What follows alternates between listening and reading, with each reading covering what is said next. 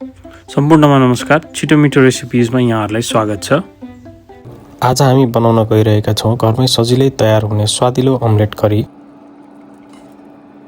मैले यहाँ भान्सामा उपलब्ध हुने सामान्य सामग्रीको प्रयोग मात्र गरेको छु। अब लागौ प्याजलाई सबैभन्दा पहिला मसिनो गरी काट्न। अदुवा लसुनलाई पनि मैले यहाँ खस्रो गरी पिसेको छु। एउटा चप गरेको खुर्सानी पनि मैले यहाँ लिएँ। टमाटरको भने हामीले प्युरी बनाउनु पर्दछ। अब लागौँ अमलेटको तयारीतिर। यहाँ मैले 4वटा अन्डा लिएको छु। यो सँगै अब करी बनाउने तयारी पनि गरौँ। सबैभन्दा पहिले त कराईलाई चुलोमा बसालौँ र त्यसमा 2 चम्चा घिउ हालौँ। यहाँ तेलको प्रयोग गर्दा पनि हुन्छ। घिउ तातुन्जेल म अघि फुटाएको अन्डालाई राम्रोसँग फेट्छु। फेटिएपछि यो अन्डालाई यता तातेको घिउमा हालौँ। अमलेट पछि करीसँग पनि पाक्ने हुँदा धेरै पकाउनु पर्दैन, त्यसैले हल्का फुल्का पकाएर झिक्दा हुन्छ। अलिकति टुक्राएर अमलेटलाई हामी छुट्टै प्लेटमा निकाल्छौँ। अब त्यही कराईमा 1 चम्चा घिउ थपौँ र मसला बनाउने तयारी सुरु गरौँ। घिउ तातेपछि सबैभन्दा पहिला त मेथी नै फुराएँ, साथै 2टा ल्वाङ र 2टा सुकमेल पनि। अब अबेर नगरी प्याज हालौँ। प्याजलाई बिस्तारै हल्का सुनौलो रङ हुनेसम्म भुट्नु पर्दछ।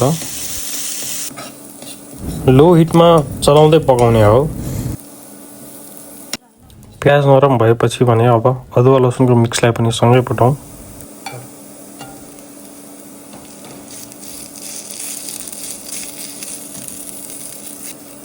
केही बेर भुटेपछि अब हामी यसमा थोरै बेसार पनि हाल्छौँ।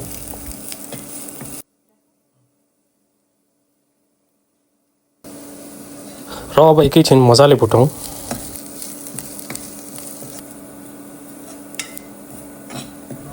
मैले यहाँ एउटा हरियो खुर्सानीलाई चप गरेर पनि थपिदिएँ। हरियो खुर्सानी हालेर केही बेर चलाउने। मिठो बास्ना आएपछि अब पालो टमाटर हाल्ने हो। अघि तयार पारिएको टमाटर पिरोलाई मैले यहाँ राखेँ। लगत्तै अब मैले यसमा धनिया पाउडर, जिरा पाउडर र नुन पनि हाल्दैछु, साथै थोरै बेसार पनि थपेँ। सो बाहेक मैले कुनै पनि अरू थप मसला प्रयोग गरेको छैन। हामीले करीमा 1 मुठी मटर पनि हाल्यौँ, जुन अप्सनल हो। यसमा उसिनेको आलु हाल्दा पनि हुन्छ। मसला, मटर र टमाटरलाई मजाले चलाएर अब केही बेर छोपौँ। एकछिनपछि ढक्कन उगारेर हेर्दा मसला यस्तो थियो। यसलाई एकपटक पुनः चलाएर थोरै पानी राखेका छौँ ताकि मसला राम्रोसँग गलोस्।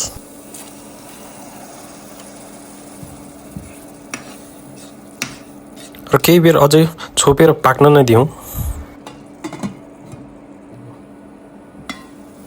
मसलाबाट अघि राखेको पानी करिब सबै सुकिसक्यो। मसलालाई राम्ररी चलाएपछि मसलाबाट तेल छुटिन थाल्छ र करी बेस तयार हुन्छ। हाम्रो करी बेस यस्तो तयार भएको छ। अब आवश्यकता अनुसारको तातो पानी हाल्ने हो। अब ग्रेभीलाई उम्लिन नै दिने हो।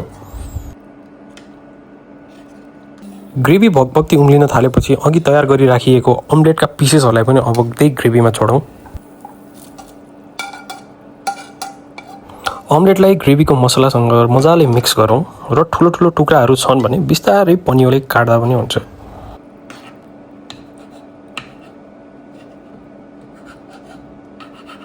मिडियम फ्लेममा अब अमलेट र अघिको मसलालाई एकछिन पाक्न दिउँ ताकि अमलेटमा मसलाको स्वाद राम्रोसँग जाओस्।